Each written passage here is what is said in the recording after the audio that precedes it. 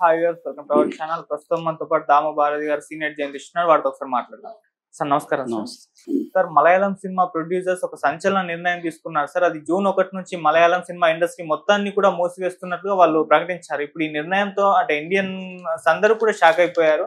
అంటే మామూలుగా మనం చెప్పుకుంటుంటాం మలయాళ సినిమాలు తక్కువ బడ్జెట్ లో క్వాలిటీ ఉన్న సినిమాలు తీస్తారని, వాళ్ళ సినిమాలు చూసి మిగతా ఇండస్ట్రీ నేర్చుకోవాలని చెప్పేసి కూడా చాలా మంది మాట్లాడుతుంటారు. మరి అటువంటి ఈ సిచ్యువేషన్ లో మలయాళం సినిమా ఇండస్ట్రీ ఎందుకు షట్ డౌన్ అయిపోతుంది? అసలు ఏం జరిగింది? మరి దీని గురించి మీ ఒపీనియన్స్?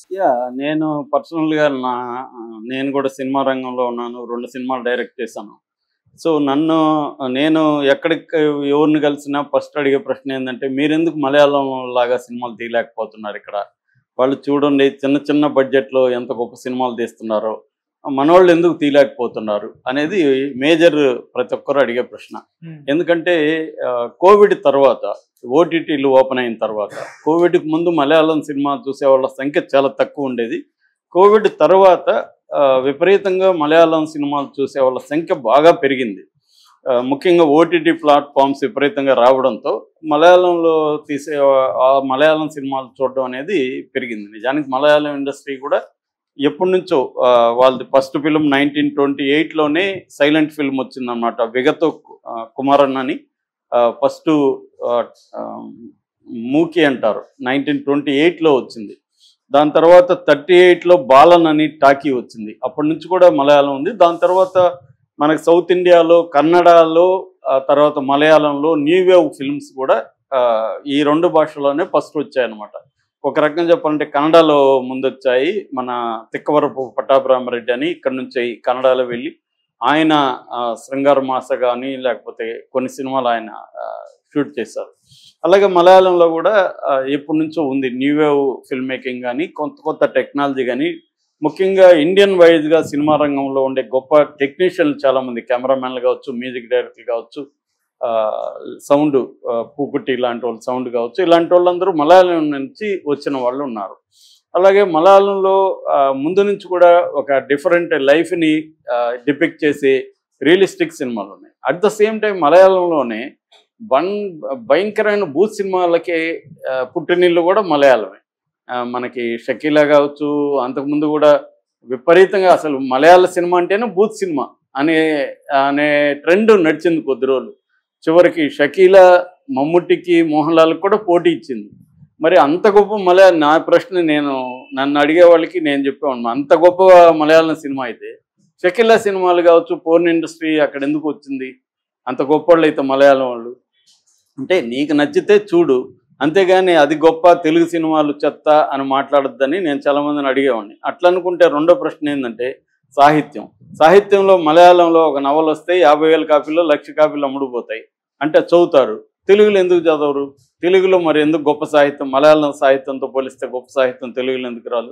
సినిమా అన్న మార్కెటింగు, ట్రేడు, వ్యాపారం, డబ్బులు పెట్టాలి, డబ్బులు వెనక్కి రావాలి, ఇవన్నీ ఉంటాయి. ఒక కథ రాయడానికి నీకేమి ఇబ్బంది ఏముంది? నవల రాయడానికి ఇబ్బంది ఏముంది? మరి మలయాళంతోనో, కన్నడతోనో, తమిళ్తోనో ధీటైన నవల్స్ సాహిత్యం ఇక్కడ ఎందుకు రావట్లేదు అని ఎక్కువగా అడిగేది సాహిత్య బ్యాచ్ అడుగుతుంటారు. కాబట్టి వాళ్ళకి నేను ఈ ప్రశ్న వేస్తే సైలెన్సే సమాధానం ఉంటుంది అన్నమాట. సో ఇలాంటి ఒక నేపథ్యంలో నేను లాస్ట్ ఇయరే చూశాను ఈ న్యూస్. లాస్ట్ ఇయర్లోనే మొత్తం 2024లో దాదాపు 200 సినిమాలు తీస్తే ఓన్లీ 24 సినిమాలు మాత్రమే సక్సెస్ అయినాయి. మనమేమో ఈ 24 సినిమాలు చూస్తుంటారు మనోళ్ళు, చూసేసి మలయాళం సినిమా ఎందుకు చూడలేదు? అరే బాబు, నేను అదే చెప్తాను, నువ్వెన్ని చూసావు లిస్ట్ అయ్యి, ఎన్ని అక్కడ చెత్త సినిమాలు వచ్చాయి నేను కూడా లిస్ట్ వేస్తా. పనికి మాలిన సినిమాలు మోహన్ లాల్, మమ్ముట్టివే పరమ చెత్త సినిమాలు అక్కడ ఉంటాయి, అవన్నీ నేను కూడా లిస్ట్. తమిళ్లో కూడా ఇదే చెప్పేవాళ్ళు. ఈ మధ్య తమిళ్ తగ్గించారు కొద్దిగా. తమిళ్లో కూడా వచ్చేది ఏంటంటే ఒక 10 ఫిలిమ్స్, ప్రతి ఇండస్ట్రీలో ప్రతి ఫిలిమ్స్ డిఫరెంట్ ఫిలిమ్స్ వస్తాయి. తెలుగులో కొంత తక్కువే కంపేర్ చేస్తే, ఎందుకంటే ఇక్కడ మార్కెట్ వేరు, ఇక్కడ డైనమిక్స్ వేరు, ఇక్కడ ఆడియన్స్ టేస్ట్ వేరు. ఫర్ ఎగ్జాంపుల్ తమిళ్లో ముందు నుంచి కూడా విషాదాంత సాహిత్యం అనేది అక్కడ చూస్తారు. అంటే హీరోయిన్లు ఎంత బాధ పెడితే అంత ఎంజాయ్ చేస్తారు ప్రేక్షకులు. ఇక్కడ ఎంజాయ్ చేయరు. హీరోని చంపేస్తే మన సినిమా ఫ్లాప్ అవుతుంది, అక్కడ హీరోని చంపితే హిట్ అవుతుంది. అందుకని చాలా సినిమాలు అక్కడ కావాలనే, అందుకనే నేను మెలో డ్రామా సినిమాలు అంటుంటా తమిళ్ని, కావాలనే వాళ్ళు చంపేస్తారు, ఏదో ఒక కారణం పెట్టి చంపేస్తారు, పెద్ద హిట్లు అవుతాయి అక్కడ. ఎందుకంటే వాళ్ళకి విషాదమైన అంతం ఉన్నది కావాలి. మణిమేకలాగా రాసిన ముందు మాటలో కూడా రైటర్ ఏమంటాడంటే తమిళోళ్ళు విషాదాంతాల్ని లైక్ చేస్తారు, ఇష్టపడతారు అనేది వాళ్ళకు ఉంది, ఆ కల్చర్లో ఉంది అది. ఎందుకంటే మా తమిళనాడుకి 9 కిలోమీటర్స్ మా ఊరు బార్డర్. నాకు చిన్నప్పటి నుంచి నేను తమిళ సినిమాలు చూస్తూనే పెరిగాను, ఆ కల్చర్ నాకు తెలుసు కాబట్టి చెప్తున్నా. కాబట్టి మలయాళ సినిమా గురించి కూడా ఇటువంటి ఒక తప్పుడు అభిప్రాయాలు జనాల్లో ఉన్నాయి. మలయాళ సినిమా అంత గొప్ప సినిమాలే మలయాళంలో వస్తున్నాయి, ఏమీ లేదు. ఫర్ ఎగ్జాంపుల్ జనవరిలో మొత్తం 28 సినిమాలు వస్తే మలయాళంలో ఒకే ఒక సినిమాకి డబ్బులు వచ్చాయి. ఆ ఒక్క సినిమా రేఖాచిత్రం. నేను మొన్ననే చూశాను థియేటర్కి వెళ్ళి. రేఖాచిత్రం 9 కోట్లతో బడ్జెట్తో తీస్తే 55 కోట్లు వచ్చింది ఆ ఒక్క సినిమానే. ఇదే మాట్లాడుకుంటారు, రేఖాచిత్రం చూసావా, రేఖాచిత్రం. ఒరే బాబు చూసామరా, మిగతా 27 సినిమాల గురించి మీరు చెప్పండి అని. ఎందుకంటే వీళ్ళు ఎవరు కూడా పరిశోధించరు, లోతుగా వెళ్ళరు, అసలు మలయాళ సినిమా ఏంది ఇవన్నీ వెళ్ళరు. ఎవడో చెప్తుంటే వీళ్ళు మనకు చెప్తుంటారు. అతను మాట విని అవునవును మలయాళంలో గొప్ప సినిమాలు వస్తున్నాయని. మరి గొప్ప సినిమాలు వస్తుంటే ఎందుకు మూసేస్తున్నారు ఇండస్ట్రీ అంటే విషయం ఇది, డబ్బులు రావట్లేదు.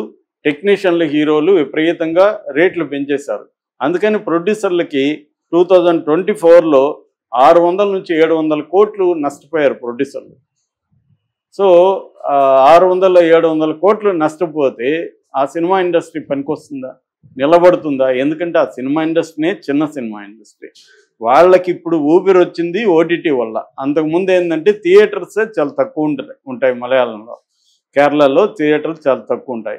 అందుకని వాళ్ళు తమిళ మీద ఇతర మీద ఆధారపడాలి. ఇప్పుడు మమ్ముట్టి ఇక్కడికి వస్తే 4 కోట్లు 5 కోట్లు ఇస్తారు సినిమాకి, అక్కడ ఇవ్వరు మమ్ముట్టికి. కానీ ఈ మధ్య వాళ్ళు కూడా పెంచేస్తున్నారు. దీనికి ప్రధానంగా 2 కారణాలు. ఒకటి ఓటీటీలో వాళ్ళు పాపులర్ అయిపోవడం వల్ల నేను ఇంత పాపులర్ కదా నా రెమ్యునరేషన్ పెంచుతాను. రెండవది వాళ్ళు ఇతర భాషల్లోకి వస్తారు. తెలుగులోకి ఇప్పుడు ఫర్ ఎగ్జాంపుల్ ఫహద్ ఫాజిల్కి 10 కోట్లు ఇచ్చుంటారు ఇక్కడ, అక్కడ ఇవ్వరు కదా సినిమా. వాళ్ళది మొత్తం బడ్జెటే 10 కోట్లు 20 కోట్లు. ఇప్పుడు ఇందాక చెప్పిన రేఖాచిత్రం 9 కోట్ల బడ్జెట్. ఆసిఫ్ అలీ అనే అతను హీరోకి ఎంత ఇస్తారు అక్కడ 9 కోట్లలో? 1 కోటో 2 కోట్లు ఇస్తే ఎక్కువ. సో అతను ఇక్కడ కానీ రేపు పాపులర్ అనేకి ఇక్కడ చేస్తాడు అనుకో, 5 కోట్లు 6 కోట్లు మనోళ్ళు ఇచ్చేస్తారు వాళ్ళకి. సో వీళ్ళ అక్కడ చేస్తే రావు. సో ఈ విధంగా ఏం చేస్తున్నారంటే టెక్నీషియన్లు, హీరోలు, హీరోయిన్లు రేట్లు పెంచేస్తున్నారు. ప్రొడ్యూసర్కి అక్కడ బర్డెన్ అవుతుంది. అంత కలెక్ట్ చేయవు మలయాళ సినిమాలు. మన వాళ్ళు అనుకుంటారు ఏం సార్ అక్కడ ఓటీటీలో వస్తున్నాయి కదా, ఓటీటీలో వస్తే ఎంతమంది చూస్తారు? పాపులర్ వాళ్ళు ఎవరు చూడరు. ఇది చూసేది ఎవరు? కొంత సీరియస్ లిటరేచర్ చదివేవాళ్ళు, కొంత సీరియస్ సినిమా చూసేవాళ్ళు. మామూలుగా మాస్ వాళ్ళు ఎవరు రేఖాచిత్రం సినిమా చూడరు. ఎందుకంటే స్లో బర్నర్ అంటారు. మలయాళం సినిమాలు ఎక్కువ స్లో బర్నర్. నేనే చాలాసార్లు చికాకు పడినా, ఎందుకురా ఇంత స్లోగా తీస్తున్నారు, అంత స్లోగా తీస్తుంటారు వాళ్ళు. సో ఈ స్లో బర్నర్కి చూడాలంటే ఒక రకమైన మూడ్ వ్యవహారం ఉండాలి మనకి. అది అందరికీ ఉండవు. మాకు కూడా అర్థం కాలేదు ఇది ఎందుకు ఇంత పెద్ద హిట్ అయింది రేఖాచిత్రం అని. కారణం ఏంటంటే అది నాస్టాలజిక్గా ఉంది. వాళ్ళు సినిమా ఇండస్ట్రీ మమ్ముట్టిని వాడారు, జార్జ్ గిద్దన ఆ సినిమా ఇండస్ట్రీలో నాస్టాలజిక్గా ఉంది. అదర్వైజ్ అదేం గొప్ప సినిమా కాదు. కానీ మనోళ్ళకి ఎట్లయిపోయిందంటే మేము అప్పుడప్పుడు అంటుంటాం మన సినిమా కూడా మలయాళంలో తీసి హిట్ అవుతుందిరా బాబు అని. ఎందుకంటే మలయాళం అంటే వీళ్ళకి ఒక దురభిప్రాయం వచ్చేసింది, మలయాళం గొప్ప సినిమా అనే మూడుతో చూస్తారు. అది బాగాలేకపోయినా బాగుందని చెప్తుంటారు, మనం చూస్తే ఏం గొప్పగా ఉండదు.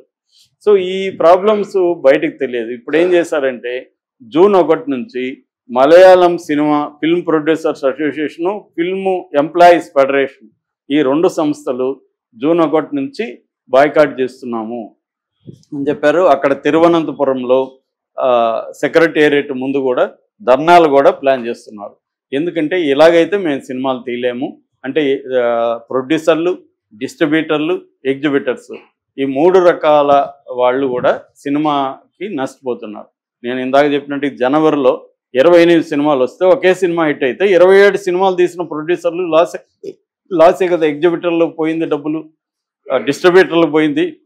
వాళ్ళు ఎలాగా నెక్స్ట్ సినిమా తీయాలంటే ఒక సినిమాలో 20 కోట్లు 10 కోట్లు లాస్ వస్తే ఆ ప్రొడ్యూసర్ నెక్స్ట్ ఎప్పుడు సినిమా తీస్తాడు? సో ఇది మేజర్ ప్రాబ్లం. అంతకుముందు కోవిడ్ రాకముందు పరిస్థితి ఏంటంటే ఇప్పుడు ఓటీటీలోకి వస్తున్న వాళ్ళంతా డివిడీల సినిమాలు అనేవాళ్ళు, అప్పుడు సిడీ సినిమాలు అనేవాళ్ళు. సిడీలు డిస్ట్రిబ్యూట్ చేసుకునే వాళ్ళు క్రౌడ్ ఫండింగ్ ఉండేది.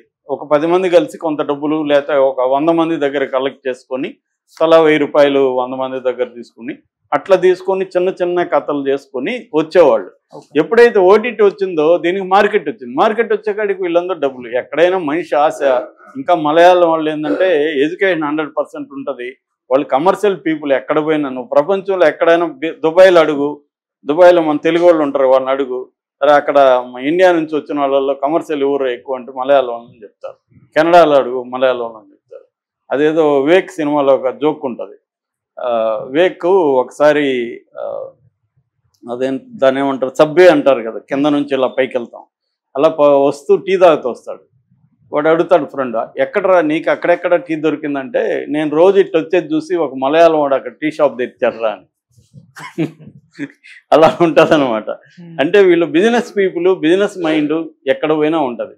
సో దానివల్ల సినిమాలు ఏమి గొప్ప సినిమాలు వస్తున్నట్టు కాదు. మలయాళంలో అయినా ఏ ఇండస్ట్రీలో అయినా ఒక 5 నుంచి 10 సినిమాలు డిఫరెంట్ వస్తాయి. ఇప్పుడు చూడు, మలయాళం కంప్లీట్గా ఈ మధ్య కాలంలో అన్ని థ్రిల్లర్సే వస్తున్నాయి, సోషల్ యాంగిల్లో లేవు. ఎందుకంటే వాళ్ళకి కూడా ఓటీటీలో ఏ ట్రెండ్ ఎక్కువ ఏవి చూస్తుంటే అవే తీస్తారు వాళ్ళు కూడా. ఇదంతా కూడా మార్కెట్ డ్రివన్ ఇండస్ట్రీస్ సినిమా అనేది.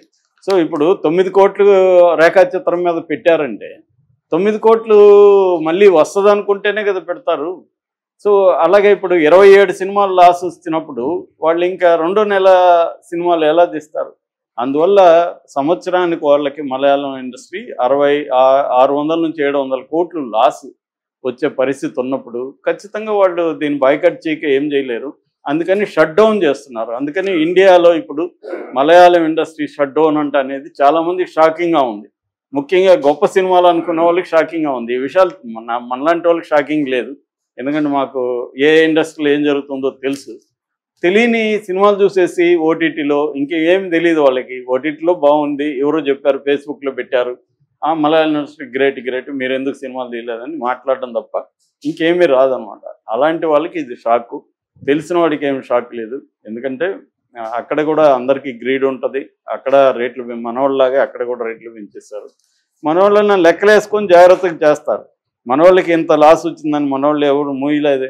నిజానికి ఇవాళ సౌత్ ఇండియాలోనే తెలుగు సినిమా ఇండస్ట్రీని బెటర్ పొజిషన్లో ఉంది. అది వాళ్ళతో మాట్లాడితే మనకు తెలుస్తుంది. మన వాళ్ళకి ఈ విమర్శలు చేసే వాళ్ళకి తెలియదు అవి. సో ఇప్పుడు అది మరి దీన్ని మలయాళం ఇండస్ట్రీ తగ్గించుకుంటారా, వాళ్ళు ఏం చేయబోతున్నారు అనేది చూడాలి. ఎందుకంటే ఇది చాలా మేజర్ డిసిషన్. వాళ్ళు ఇంత మేజర్ డిసిషన్కి రావడం వెనక మాత్రం వాళ్ళ లాసెస్ అనేవి బలంగా ఉన్నాయి.